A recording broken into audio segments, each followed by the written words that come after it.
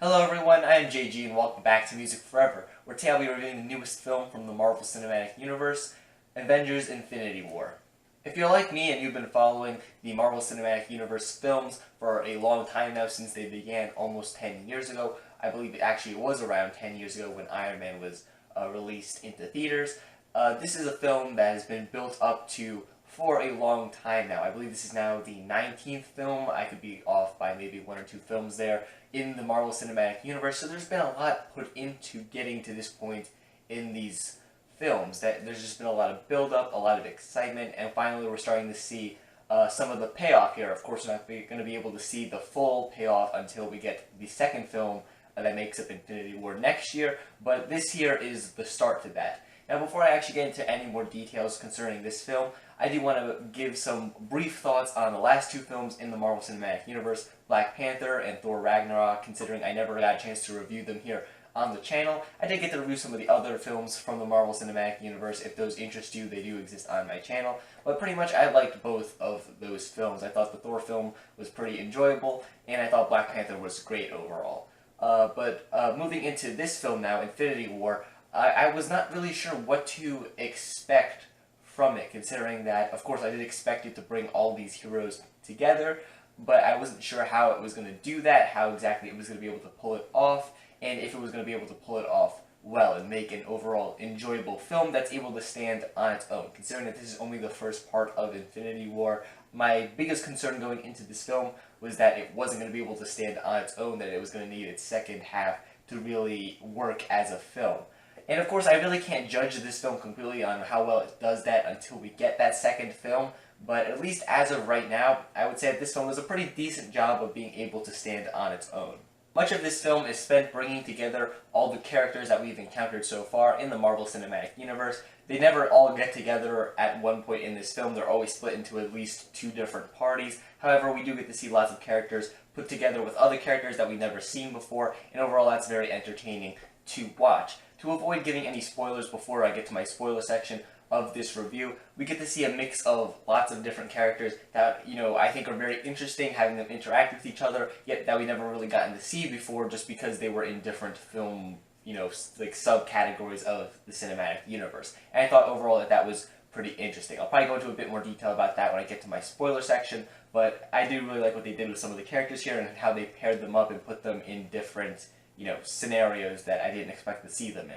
Really, much of this film is spent pulling together the different characters from the cinematic universe and just, I guess, getting them ready, I guess you could say, for what's going to happen in the second film. At least that's what I feel after watching this film. A lot of it was spent kind of pulling everyone together and kind of prepping things for the second part, where I guess all the real big stuff is going to go down. That's not to say that there's nothing important that happens here in this film. Of course, we have to see them bring all these characters together, and there are a lot of characters. I mean, just look at the posters that they had advertising for this film, and you can just see the wide array of characters that have screen time here in this film. And I mean, most of them we have seen in films before, so that makes it pretty easy. We don't need to know all too much about their backstories or anything like that, and some of these characters we've even seen interact before. However, there's still a lot of new characters that we need to, or rather new interactions that we get to see between these characters, new groups that we see form, and just a lot of stuff getting ready for, I guess, the final battle that is going to happen in this upcoming film.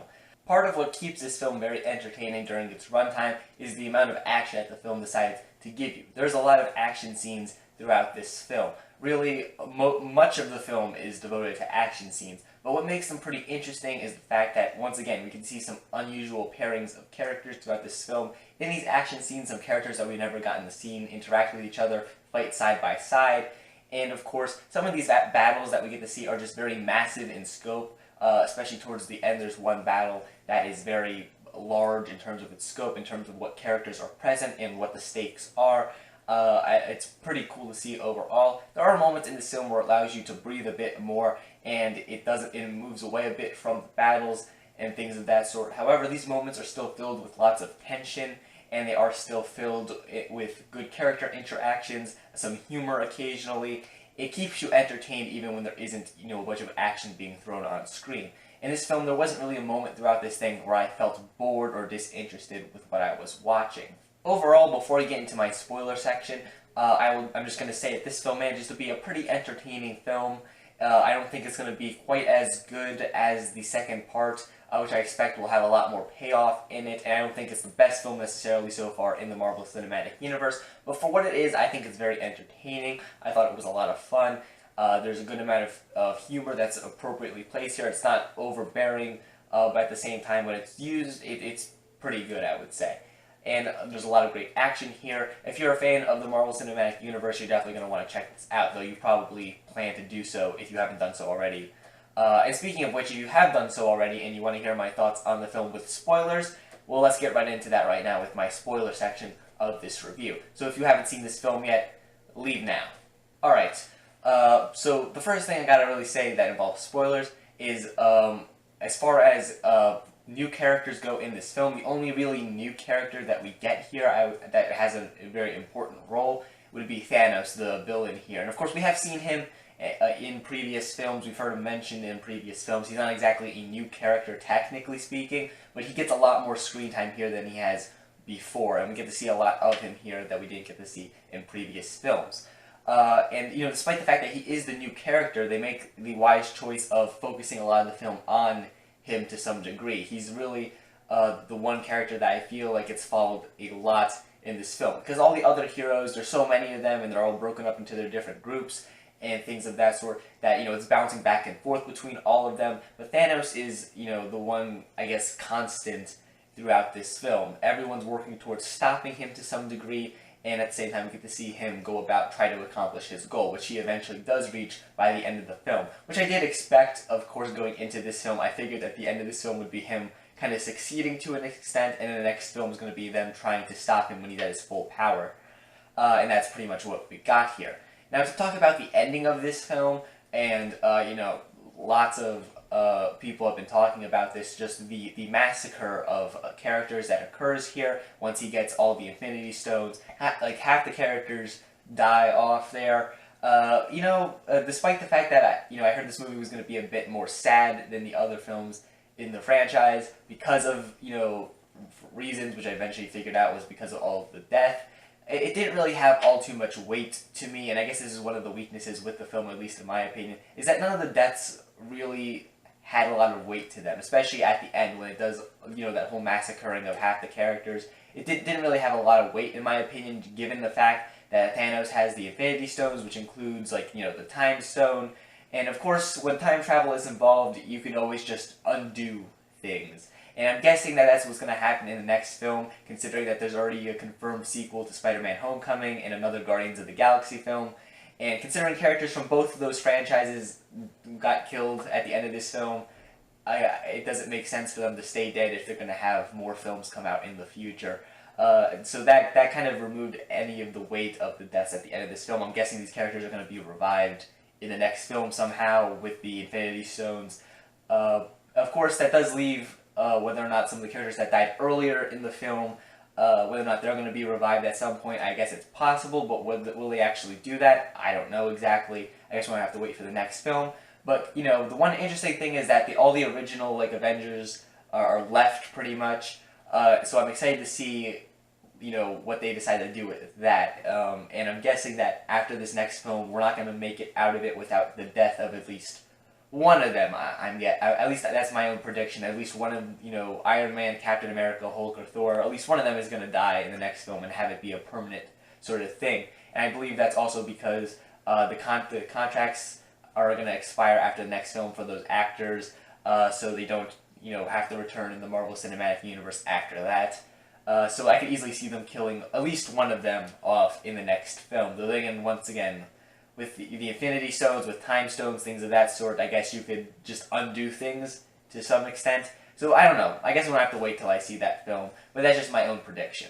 Also, to elaborate on what I mentioned earlier with how the film pairs off lots of interesting characters in this thing, to go into detail about some of those in particular that I enjoyed, I like getting to see Iron Man, Doctor Strange, and Star-Lord kind of interacting together, since they're all kind of like leaders or characters that kind of have an ego to them. And seeing them all interact, I guess, was kind of interesting, considering that we've never seen those three interact before. They all kind of want to be the leader, but they can't quite do that and be successful at the same time. I thought that was pretty interesting. I also like seeing Thor interact with the Guardians of the Galaxy just because he is another figure in the Marvel Cinematic Universe that's just very, like, not necessarily space themed, but not exactly your typical superhero type thing, and getting him to see him interact with them, especially after Thor Ragnarok, which I felt was, in terms of the tone of that movie, a lot more similar to Guardians of the Galaxy, or a more comedy-based film than the previous Thor films. I think it just worked pretty well, especially how he keeps, calling Rocket the rabbit. That was a pretty funny reoccurring joke, at least in my opinion. I do also like how they set or at least one of the final battles in Wakanda from Black Panther, just because I felt like it is one of the more interesting places in the Marvel Cinematic Universe. And, they pretty much just introduced it in their last film. At least we got to see it for the first time in the last film, Black Panther. But I'm happy they brought it back again because it's an interesting place. I think it's a good place to have, a big battle, really, besides just, like, another city, like New York or something. Even though it is technically a city, like, the battle didn't take place in the city part of the city. It was, like, more out in the open. I liked it overall. I liked the choice of setting there, especially getting to see lots of different characters interact there as well. Another one of the small weak points I felt, at least with this film, was just kind of some of the chemistry between Scarlet Witch and Vision, just because they kind of have this sort of romance thing going on here in this film that kind of keeps them from, like, killing Vision, which would stop Thanos, but, like, I didn't really care for their relationship. They're two of the characters in the Marvel Cinematic Universe that I really don't feel all too much towards. I really never really cared for either of their characters all too much. Not that I dislike them or anything, but I just find that kind of hard to really, get invested in their subplot of this film, given that I didn't really care for either of them. If it was up to me, like, Vision would have been dead very early in this film just to stop Thanos, but, for plot reasons, that didn't happen. But overall, despite some of the small flaws I had with this film, maybe some of the subplots not clicking quite as well as they could have, like the one I just mentioned, or the fact that it is doing a lot of building up for the next film, and some of the deaths not having quite the weight that I feel like they should, I still felt like this movie was overall a pretty great one, and a very entertaining one. Like I said, there wasn't a moment of watching this thing where I felt bored or disinterested with it. I was always, captivated by what was going on the screen. I loved getting to see all these characters interact together, and I'm impressed with how Marvel was able to pull off pulling them all together and having them interact. I thought it easily could have been a bigger mess than it actually was, but it got to be pretty good, considering that they didn't decide to bring every single one together in one film. Like I said, there's always at least two groups at once, and there's even some characters that don't make an appearance in this film, like Ant-Man, for example, though he is mentioned in the film, to give a reason why he's not there. But considering he has a movie coming out this summer, I'm guessing there's going to be a reason for that, and we're going to get to see him in the next Infinity War film. So yeah, if you're a fan of the Marvel Cinematic Universe, this is definitely one that you have to watch, though I think you already know that. Definitely check it out. It's pretty good, at least in my own opinion. And I'm excited to see what the second film does and how that may affect my opinion on this film. Because at least as of right now, I think this is a pretty entertaining film that does a lot of building up. But, whether or not it will stand on its own going forward is something that I'm going to have to wait to see the second film for before I can really comment in more detail on. But I do plan on reviewing that second Infinity War film whenever it comes out next year. And then I do plan on also doing a ranked video for all the Marvel Cinematic Universe films up to that point after that drops sometime. I know that's a ways off in the future, over a year from now, but I just felt like sharing it anyway. So if that stuff sounds interesting to you, make sure you leave a like on the video and subscribe to the channel so you don't miss out on other film reviews like this one. I primarily review music here on this channel. If that also interests you, make sure you subscribe. Comment down below your thoughts on this film in the comment section down below. Thanks for watching, guys, and stay golden.